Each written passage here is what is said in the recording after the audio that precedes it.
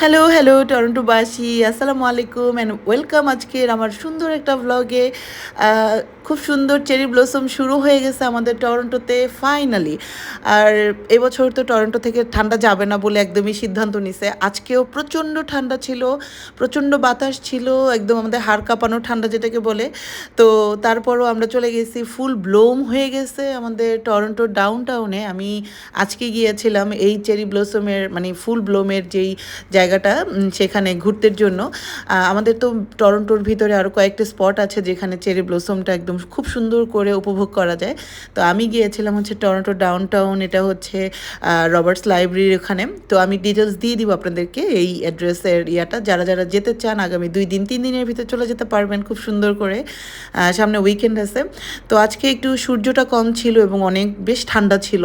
তো সূর্যটা থাকলে না খুব সুন্দর করে ফুলগুলোকে আরও সুন্দর করে দেখাতে পারতাম। একদমই রেডি টেডি হয়ে গেছি, রেডি শেডি। ফুল দেখতে যাবো, একটু অন্যরকম একটা ড্রেস আপের ব্যাপার আছে না? তো যাই হোক, এটা আমাদের প্রতি বছরই হয় যে ফুল দেখতে যাওয়ার জন্য আমাদের খুব সুন্দর করে একটা প্রিপারেশন থাকে। আমি গিয়েছি আমাদের east York Victoria park subway station থেকে। তো যারা যারা যেতে চান তাদের জন্য হচ্ছে গিয়ে এই ডিটেলসটা আমি দিচ্ছিলাম, যে যারা যারা ইস্ট ইয়র্কে থাকেন বা যেখানেই থাকেন না কেন সাবওয়েতে উঠবেন। সেন্ট জর্জ একটা স্টেশন আছে, সেই স্টেশনে নামবেন। সেন্ট জর্জের ভিডিওটা আমি নিতে ভুলে গেছি। তো ওই সেন্ট জর্জের স্টেশন থেকে নামলেই একটু হেঁটে 7 মিনিটের মতো হাঁটা, তারপরে এই যে রবার্টস লাইব্রেরি। এই বিল্ডিংটা একটা খুবই সুন্দর বিল্ডিং। তো এই বিল্ডিংটার পাশ দিয়ে হেঁটে গেলেই হচ্ছে গিয়ে এই লাইব্রেরিটার পিছনেই হচ্ছে গিয়ে এই চেরি ব্লসমের যে জায়গাটা, সেই জায়গাটা পাওয়া যাবে। আর বাকিটা গুগল করলেই তো পাওয়া যাবে। আরেকটু ভালো করে বলি, যে যারা বাটাসু মিউজিয়ামটা চিনেন, তো ওই মিউজিয়ামের রোড দিয়ে হাঁটলেই হচ্ছে গিয়ে রাস্তা পার হলে এই জায়গাটা পাওয়া যায়, খুব ইজি। বাট মানে একটু চিনতে হয় এই যা। তো এই বিল্ডিংটা কিন্তু খুবই সুন্দর। আর ডাউনটাউনে হাঁটতে গেলে তো বিভিন্ন বিল্ডিং দেখতে দেখতে আমাদের অনেক ভালোই লাগে, তাই না?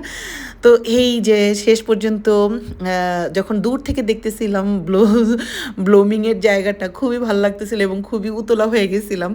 গাছপালা একটু সবুজ হয়ে যাচ্ছিল, সাথে হচ্ছে গিয়ে আমাদের সেই বিদেশি চেরি ফুল খুব সুন্দর মানে ব্লোম হয়েছে, একদম ফুল ব্লোম যাকে বলে। শুধু মানে অনেক করে মিস করতেছিলাম রোদটাকে। রোদটা থাকলে না এই ফুলের যে সুন্দর একটা গোলাপি গোলাপি আভা, সেই আভাটা খুব সুন্দর করে এনজয় করা যায়। বাট রোদটা ছিল না একদমই, খুবই মেঘলা ছিল এবং বাতাস ছিল, ঠান্ডা ছিল। আমি খুবই কষ্ট পাইছি আজকে। অনেকে মনে করতে পারে যে খুব মজায় মজায় ঘুরতেছি, তা না, আসলে অত মজায় মজায় ঘুরতে পারি না। একটা ঢং করে ডেনিমের জ্যাকেট পরে গেছি, আরও ঠান্ডা লাগতেছিল।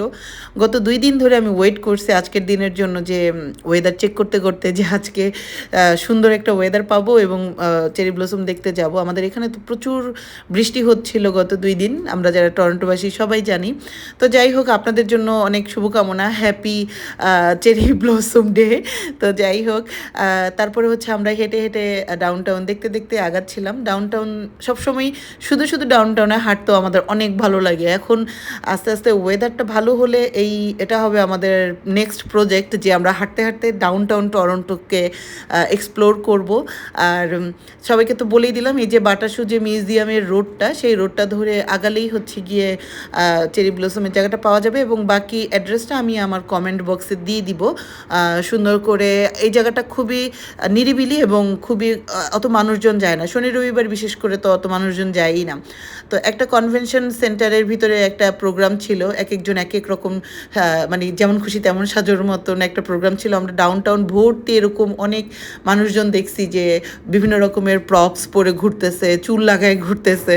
তো ডাউনটাউন গেলেই এরকম অনেক কিছু দেখা যায়, কিছু না কিছু তো হতেই থাকে, এরকম একটা ব্যাপার।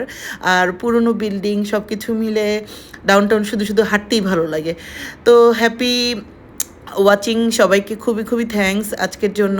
আর কোনো জিজ্ঞাসা থাকলে অবশ্যই বলবেন।